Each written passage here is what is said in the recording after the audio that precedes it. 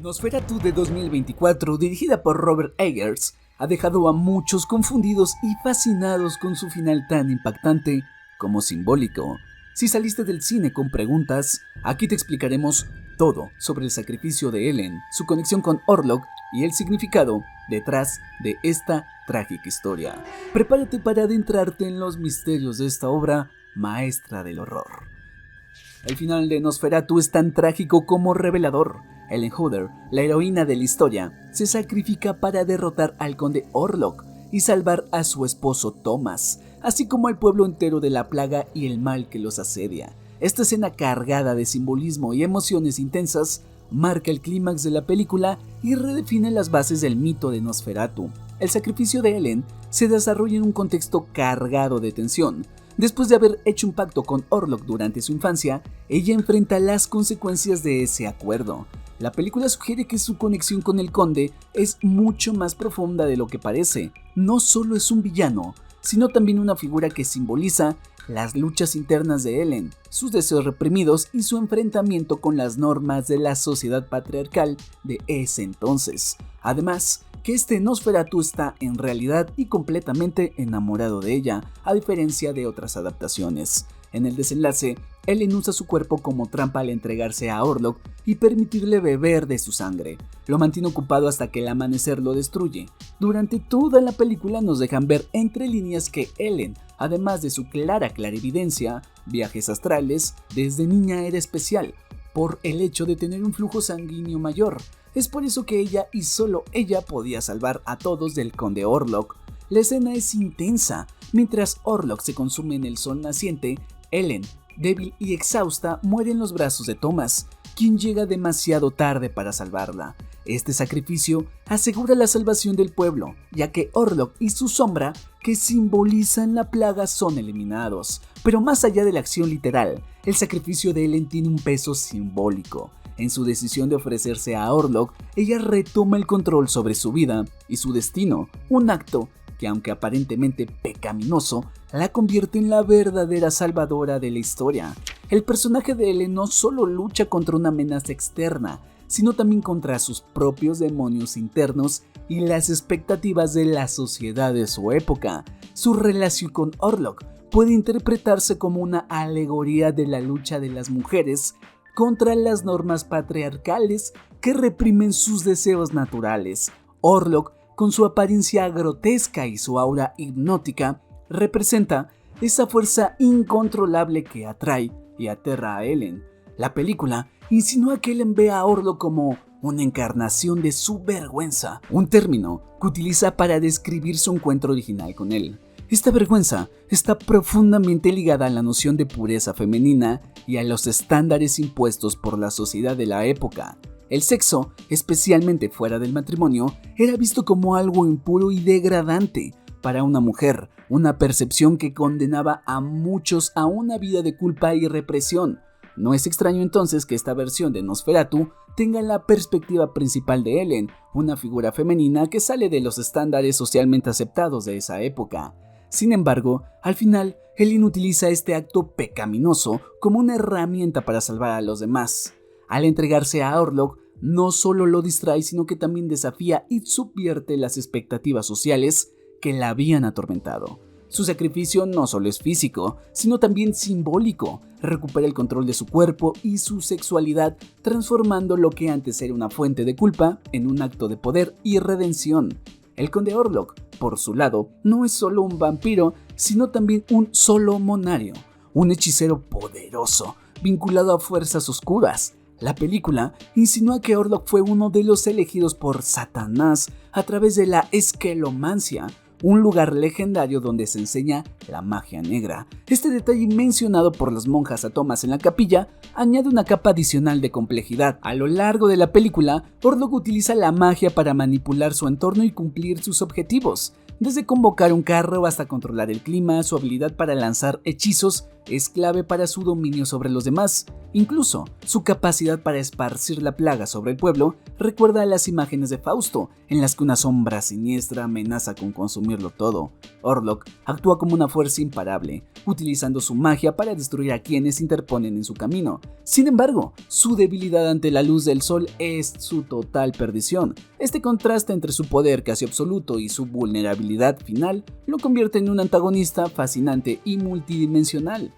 El heroísmo de Ellen no se limita a su sacrificio final, también se manifiesta en su lucha constante contra las fuerzas que la rodean y dentro de ella misma. A lo largo de la película vemos a Ellen debatiéndose entre sus deseos y responsabilidades, entre lo que quiere y lo que debe hacer. Su conexión con Orlok es un reflejo de esta lucha. Aunque sabe que él es una amenaza, no puede evitar sentirse atraída por él, no solo como una figura romántica, sino también como una representación de todo aquello que la sociedad le ha dicho que debe reprimir. Esta atracción y repulsión simultáneas son lo que hace a su personaje que sea fascinante y humano. A menudo en las historias de vampiros, los personajes femeninos son relegados a ser víctimas o intereses románticos. Ellen, sin embargo, rompe con este molde. Aunque comienza la película en una posición de vulnerabilidad, se transforma en una figura poderosa que toma las riendas de su destino. Y más importante aún, su acto final redefine su relación con el poder, el control y su propia identidad. Al final, Ellen no es una víctima de las circunstancias, sino una agente de cambio.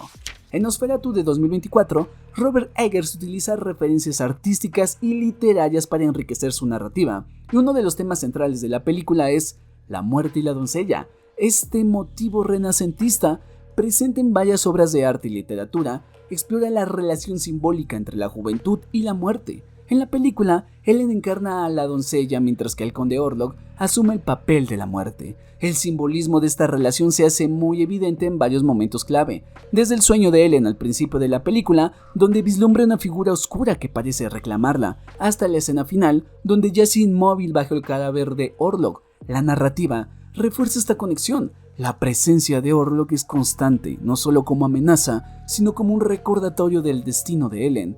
En la tradición de la muerte y la doncella, la muerte no solo es un final físico, sino también una representación de lo prohibido, lo desconocido y lo incontrolable. Para Ellen, Orlok no es solo la muerte literal, también simboliza su lucha con sus propios deseos y miedos. Aunque Orlok es el antagonista de la película, su relación va más allá de un simple enfrentamiento entre el bien y el mal. En muchas escenas, Orlok parece más una figura trágica que un villano, alguien atrapado en su propia naturaleza destructiva. Esta dualidad se refleja en su conexión con Ellen, quien a pesar de verlo como una amenaza, también parece entenderlo de una manera que nadie más puede. La atracción entre Ellen y Orlok es tan inquietante como fascinante. Eggers utiliza esta relación para explorar temas de poder, control y vulnerabilidad y relaciones tóxicas. En su interacción, Orlok representa no solo la muerte, sino también la tentación, el deseo reprimido y quizás las malas decisiones que tomamos. Aunque Ellen es consciente del peligro que representa a Orlok, su conexión con él es inevitable, casi digamos que predestinada. Eggers refuerza este simbolismo a través de las estéticas visuales de la película. Las sombras profundas, los paisajes desolados, los interiores opresivos crean una atmósfera que recuerda a las pinturas renacentistas. Estas imágenes transmiten una sensación de inevitabilidad, de que la muerte siempre está presente, acechando en los rincones más oscuros de la vida. El uso del vestuario también juega un papel clave en esta representación. En la escena final, Ellen aparece con un vestido blanco, un símbolo tradicional de pureza y sacrificio. Por otro lado, Orlok, con su figura demacrada y su presencia oscura, encarna la muerte misma. Este contraste visual refuerza el tema central de la película y subraya la relación entre los dos. Eggers utiliza la muerte y la doncella no solo como un elemento estético, sino como una herramienta para profundizar en los temas de la película. Robert Eggers ha construido una reputación como uno de los directores más singulares del cine contemporáneo, y con Nosferatu logró renovar un mito centenario mientras le rinde homenaje a sus raíces. Su visión de la historia no solo moderniza el clásico de 1922, sino que también lo reinterpreta desde una perspectiva psicológica y simbólica, que lo distingue tanto de la obra original como de las adaptaciones inspiradas en Drácula de Bram Stoker. La película de 1922, dirigida por Murnau, es considerada una obra maestra del cine desnudo y el terror gótico. Con su enfoque innovador en el vampirismo como metáfora de la peste, Sin embargo, Eggers lleva este concepto más allá, transformando a Nosferatu en una exploración de los conflictos internos y los matices sociales de la época. Eggers introduce elementos de terror psicológico que no estaban presentes en la versión original, mientras que el Nosferatu de Murnau dependía del expresionismo visual y de la atmósfera opresiva. La versión de Eggers se sumerge en los dilemas internos de Ellen y su lucha contra las expectativas. La conexión entre Ellen y Orlok no se limita a la relación clásica víctima-villano, es un vínculo cargado de símbolos que refleja deseos y temores. Aunque Nosferatu, de 1922, era una adaptación no autorizada de Drácula, la versión de Eggers se distancia aún más del trabajo de Bram Stoker. Una de las diferencias más significativas es la caracterización del conde Orlok. En lugar de presentarlo como un villano unidimensional, Eggers lo convierte en una figura compleja, un solomonario atrapado en su propia maldición. Uno de los aspectos más distintivos de Nosferatu es su atmósfera. Se utiliza un dominio del lenguaje visual para crear un mundo opresivo y gótico donde cada sombra y cada detalle parecen estar cargados de un significado mayor. La tensión psicológica también juega un papel central. Eggers utiliza silencios prolongados, miradas intensas, escenas cargadas de símbolos para construir una sensación constante de inquietud. Este enfoque no solo hace que la película sea más inmersiva, sino que también refuerza los conflictos internos de los personajes, particularmente de Ellen. La estética en la película, combinada con su enfoque en la profundidad emocional, convierte a Nosferatu de 2024 en una experiencia cinematográfica única de terror. En lugar de simplemente replicar el terror clásico, lo reinventa, explorando sus temas desde nuevas perspectivas, nuevos enfoques y llevando al público a un nivel más profundo de introspección personal. Nosferatu no es solo una película de terror, sino una obra cargada de simbolismo, emociones y un nuevo enfoque del mito clásico. Espero que esta explicación haya aclarado todas tus dudas y te haya llevado a apreciar aún más los detalles de esta obra maestra. Déjame tu opinión en los comentarios. ¿Qué interpretación le das al final? No olvides darle me gusta, suscribirte y activar la campanita para más análisis de tus películas favoritas.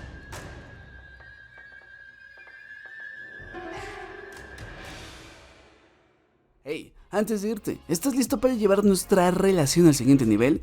Entonces te invito a unirte en mis transmisiones en vivo en la plataforma morada, seguirme en mis redes sociales para estar más conectados, suscribirte al canal, dejar tu pulgar arriba y, como siempre, la sexy voz que escuchaste es de Rey Comic. Hasta luego.